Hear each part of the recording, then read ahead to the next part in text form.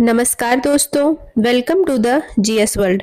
दोस्तों, यहाँ पर हम पॉलिटी के बारे में पढ़ रहे थे। इससे पहले हमने पॉलिटी के काफ़ी सारे टॉपिक कंप्लीट किए हैं। तो आज हम पढ़ेंगे संविधान की प्रस्तावना के बारे में। ठीक है, तो ये पार्ट 5 वीडियो है। यदि आपने इसके पहले की वीडियो नहीं देखे हैं तो एक बार जरूर देख लीजिएगा। चलिए, आज आपका पहला प्रश्न है, भारतीय संविधान में उद्देशिका का विचार किस देश के संविधान से लिया गया है? हमारे संविधान में उद्देशिका यानी कि प्रस्तावना का विचार किस देश के संविधान से लिया गया है दोस्तों? तो यूएसए से। Option number B is correct. यहाँ पर प्रस्तावना के विचार की बात की गई है। अगर हम प्रस्तावना की भाषा की बात करें तो प्रस्तावना की भाषा हमने ली है ऑस्ट्रेलिया देश से। तो यहाँ पर दो तरह के क्वेश्चन बन सकते हैं दोस्तों। अगर एग्जाम में पूछा जाए कि प्रस्तावना का विचार किस देश के संविधान से प्रेरित है तो यूएसए से, और प्रस्तावना की भाषा किस देश के संविधान से लिया गया है तो ऑस्ट्रेलिया देश से। ठीक है, चलिए अगला प्रश्न देख लेते हैं। अगला प्रश्न है, संविधान की उद्देशिका में यानी कि प्रस्तावना में अब तक कितनी बार संशोधन किया जा चुका है? तो हमारे प्रस्तावना में अब तक केवल एक बार संशोधन किया गया है। ठीक है, और उस एक बार संशोधन में 3 शब्द प्रस्तावना में जोड़े गए थे। कौन कौन से? समाजवाद, अखंडता और धर्मनिरपेक्ष। धर्मनिरपेक्ष जैसे सामान्य बोलचाल की भाषा में पंथ निरपेक्ष भी कहा जाता है। ठीक है, और जो एक बार संशोधन हुआ है वो कब हुआ है? तो 42वां संविधान संशोधन 1976। ध्यान दीजिएगा दोस्तों, ये सभी चीजें इंपॉर्टेंट है, इसको स्टार मार्क कर लीजिए। हमारी प्रस्तावना में केवल एक बार संशोधन हुआ है 42वां संविधान संशोधन के तहत 1976 में, और प्रस्तावना में 3 शब्द जोड़े गए, समाजवाद, अखंडता और धर्मनिरपेक्ष। ये सारी चीजें आप नोट कर लीजिएगा। चलिए अगला प्रश्न देख लेते हैं। अगला प्रश्न है, भारतीय संविधान की उद्देशिका यानी कि प्रस्तावना में संशोधन किस संशोधन अधिनियम में किए गए थे? Same question. अभी मैंने आपको बताया है कि हमारे संविधान में जो प्रस्तावना है उस प्रस्तावना में संशोधन किया गया था 42वां संविधान संशोधन 1976 में। सही उत्तर होगा ऑप्शन नंबर ए। चलिए अगला क्वेश्चन देख लेते हैं। अगला क्वेश्चन है, हम भारत के लोग शब्दों का प्रयोग भारतीय संविधान में कहां से लिया गया है? तो आप सभी को पता है कि प्रस्तावना शुरू होती है इसी शब्द से, हम भारत के लोग करके प्रस्तावना शुरू होती है। तो सही उत्तर है ऑप्शन नंबर डी। चलिए अगला प्रश्न देख लेते हैं। अगला प्रश्न है, किसने प्रस्तावना को संविधान की आत्मा कहा है? आपने सुना होगा कि प्रस्तावना को संविधान की आत्मा कहा है, आत्मा कहा जाता है। तो किसने कहा है? तो ठाकुर दास भार्गव ने प्रस्तावना को संविधान की आत्मा कहा गया है, आत्मा कहा है। ठीक है, अब मुझे ये बताइए कि आर्टिकल 32 को संविधान की आत्मा कहा जाता है, तो ये बात किसने कही है? इसका आंसर आप मुझे कमेंट बॉक्स में देंगे। ठीक है, प्रस्तावना को संविधान की आत्मा कहा जाता है ठाकुर दास भार्गव के अनुसार, लेकिन अनुच्छेद 32 को भी संविधान की आत्मा कहा जाता है किसके अनुसार? इसका आंसर आप मुझे कमेंट बॉक्स में दीजिए। ठीक है, चलिए अगला प्रश्न देख लेते हैं। यहाँ पर अगला प्रश्न देखने से पहले एक दो चीजें मैं आपको बता दूं कि प्रस्तावना को पहचान पत्र भी कहा जाता है, पहचान पत्र कहा जाता है। ठीक है, तो प्रस्तावना को पहचान पत्र किसने कहा है? तो N.A. पालखी वाला। ठीक है, तो यहाँ पर हमने 2-3 चीजें देखी। प्रस्तावना को संविधान की आत्मा कहते हैं ठाकुर दास भार्गव जी के अनुसार, प्रस्तावना को पहचान पत्र कहा जाता है N.A. पालखी वाला के अनुसार, और संविधान की आत्मा अनुच्छेद 32 को भी कहा जाता है किसके अनुसार? इसका आंसर आप मुझे कमेंट बॉक्स में दीजिए। चलिए अगला प्रश्न देख लेते हैं। अगला प्रश्न है, भारतीय संविधान सभा में उद्देश्य प्रस्ताव निम्न में से किस एक के द्वारा प्रस्तुत किया गया?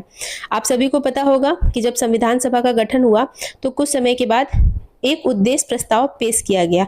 वही उद्देश्य प्रस्ताव आगे चल के प्रस्तावना का रूप धारण करता है। तो ये उद्देश्य प्रस्ताव किसने पेश किया? तो पंडित जवाहरलाल नेहरू जी ने। पंडित जवाहरलाल नेहरू ने उद्देश्य प्रस्ताव पेश किया और यही उद्देश्य प्रस्ताव आगे चल के प्रस्तावना बनता है। ठीक है, चलिए आगे बढ़ते हैं। अगला प्रश्न है, संविधान सभा में उद्देश्य प्रस्ताव, सेम क्वेश्चन है, इसको स्किप कर देते हैं। अगला प्रश्न देख लेते हैं। अगला प्रश्न है, भारतीय संविधान की प्रस्तावना में लिखित हम भारत के लोग, इससे क्या अर्थ निकलता है? बहुत ही इंपॉर्टेंट क्वेश्चन है, इसको स्टार मार्क कर लीजिए। हमारी प्रस्तावना हम भारत के लोग से स्टार्ट होती है, तो इसका अर्थ क्या है प्रस्तावना में? तो इसका अर्थ है संविधान का निर्माण भारत की जनता के द्वारा हुआ है। हम भारत के लोग का अर्थ है संविधान का निर्माण भारत की जनता के द्वारा हुआ है। सही आंसर है ऑप्शन नंबर बी। अगला प्रश्न देख लेते हैं। अगला प्रश्न है, संविधान की प्रस्तावना के अनुसार भारत किस प्रकार का राष्ट्र है? बताइए दोस्तों, संविधान की जो प्रस्तावना है, जो प्रियम्बल है, उसके अनुसार भारत कैसा राष्ट्र है? तो भारत धर्मनिरपेक्ष राष्ट्र है। ठीक है, धर्मनिरपेक्ष का मतलब क्या होता है? धर्मनिरपेक्ष का मतलब होता है कि हमारे संविधान में, हमारे देश में प्रत्येक व्यक्ति का धर्म होगा, लेकिन देश का धर्म नहीं होगा, राज्य का धर्म नहीं होगा। मतलब हम ऐसा नहीं कह सकते कि इस राज्य का ये धर्म है तो इस राज्य के हर व्यक्ति को इसी धर्म को फॉलो करना पड़ेगा, नहीं, ऐसा नहीं है। हर व्यक्ति को हमारे संविधान के अनुसार, भारत की हर एक जनता को अपनी इच्छा के अनुसार अपना धर्म चुनने का अधिकार है और उसी का वहन करने का अधिकार है।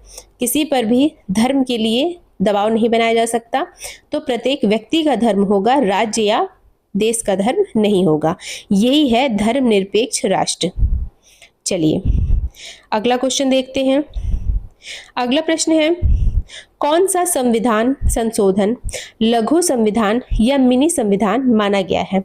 आप सबने मिनी कॉन्स्टिट्यूशन का नाम सुना होगा, तो लघु संविधान या मिनी संविधान किसे कहते हैं? तो बहुत ही इंपॉर्टेंट क्वेश्चन है, इसको डबल स्टार मार्क कर लीजिए। और इजी भी है क्योंकि इसका आंसर होगा 42वां संविधान संशोधन 1976। दोस्तों 42वां संविधान संशोधन 1976 बहुत ही इंपॉर्टेंट संशोधन है, क्योंकि इस वर्ष कई सारे संशोधन किए गए और ये संशोधन एग्जाम में डेफिनेटली पूछा ही जाता है। तो इसको आप बिल्कुल स्टार मार्क कर लीजिए और इससे रिलेटेड जितने भी क्वेश्चन हैं उन सबको ध्यान से पढ़िए। ठीक है, तो 42वां संविधान संशोधन प्रस्तावना में एक बार चेंज हुआ, 3 शब्द जोड़े गए।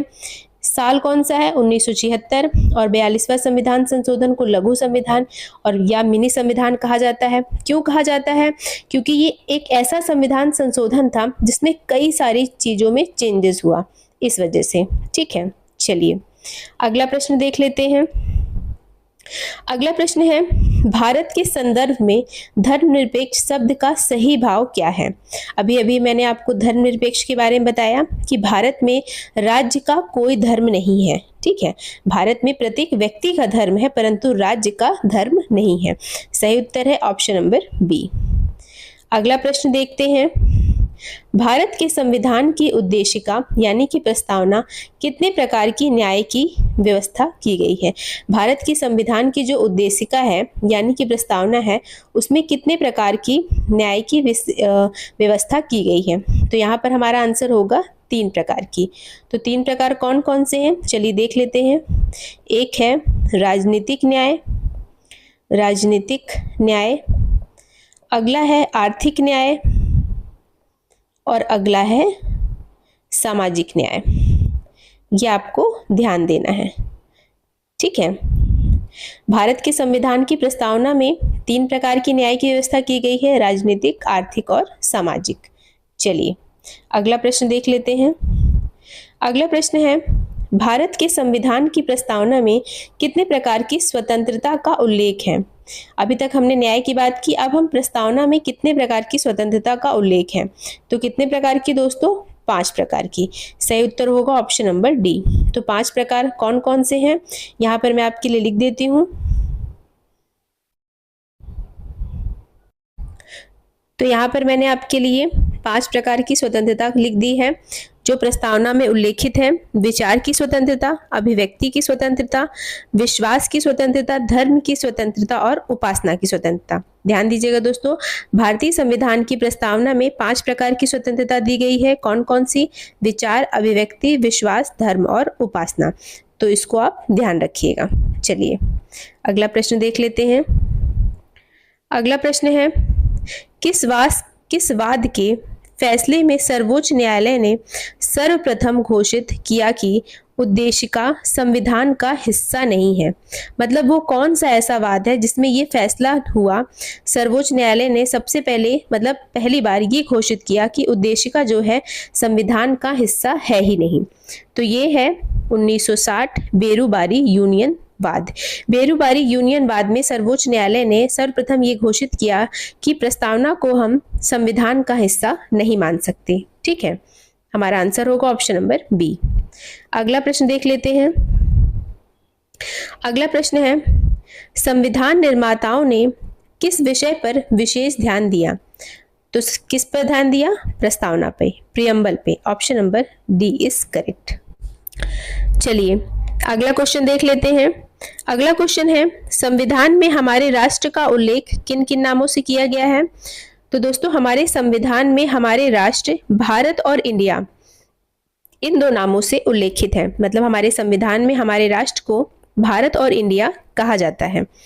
चलिए अगला क्वेश्चन देख लेते हैं। अगला क्वेश्चन है, भारतीय संविधान की प्रियम्बल के अनुसार भारत के शासन की सर्वोच्च सत्ता किसमें निहित है? तो हमारे संविधान की जो प्रियम्बल है उसके अनुसार भारत के शासन की सर्वोच्च सत्ता निहित है भारत की जनता में। क्योंकि आप सभी को पता है कि हमारा संविधान जनता के द्वारा बनाया गया है, जनता के लिए बनाया गया है। ठीक है, चलिए आगे बढ़ते हैं। अगला क्वेश्चन है, हमारी प्रस्तावना में निम्नलिखित में से कौन से शब्द का अर्थ है कि व्यवहार में हम एक ही परिवार के सदस्य हैं? हमारी प्रस्तावना में किस शब्द का यह अर्थ है कि व्यवहार में हम एक ही परिवार का सदस्य हैं? तो इसका अर्थ है ऑप्शन नंबर सी, बंधुत्व। बंधुत्व का अर्थ होता है कि व्यवहार में हम एक ही परिवार के सदस्य हैं, बॉन्डिंग है। सही उत्तर ऑप्शन नंबर सी। अगला क्वेश्चन देखते हैं। अगला क्वेश्चन है, संविधान की प्रस्तावना में अंतिम बार कब संशोधन किया गया था? तो आप सभी को मैंने अभी अभी बताया कि प्रस्तावना में मात्र एक बार संशोधन हुआ। कब हुआ? 1976 में। किस संशोधन के तहत? तो 42वां संशोधन के तहत। और क्या क्या जोड़े गए? तो 3 शब्द जोड़े गए, समाजवाद, अखंडता और धर्मनिरपेक्ष। सही उत्तर है ऑप्शन नंबर बी। चलिए अगला क्वेश्चन देखते हैं। अगला क्वेश्चन है, भारतीय संविधान कब अंगीकार किया गया था? तो बताइए दोस्तों सही उत्तर क्या होगा? तो दोस्तों अंगीकार होने में और लागू होने में बहुत अंतर होता है। तो हमारा संविधान ऑप्शन नंबर सी 26 नवंबर 1949 को अंगीकार किया गया था, लेकिन लागू नहीं हुआ था। 26 नवंबर 1949 को संविधान बनकर तैयार हो गया, अंगीकार हो गया, लेकिन 26 जनवरी 1950 को संविधान पूर्ण रूप से, प्रभावी रूप से लागू कर दिया गया। तो ये दोनों बातें आपको ध्यान रखनी है। चलिए अगला क्वेश्चन देखते हैं। अगला क्वेश्चन है, संविधान की प्रस्तावना में प्रयुक्त शब्द सेक्युलर का अर्थ क्या है? तो इसका अर्थ होता है सभी नागरिकों को धर्म एवं उपासना की स्वतंत्रता प्रदान की गई है। तो सेक्युलर शब्द का क्या अर्थ होता है कि सभी नागरिकों को धर्म और उपासना की स्वतंत्रता प्रदान की गई। Option number A is correct. तो दोस्तों ये था आज का प्रस्तावना का वीडियो। उम्मीद है आपको ये वीडियो अच्छे लगे। यदि आपको मेरे वीडियो अच्छे लगते हैं तो वीडियो को लाइक करिए, चैनल को सब्सक्राइब करिए, बने रहिए हमारे चैनल के साथ। Thank you for watching friends.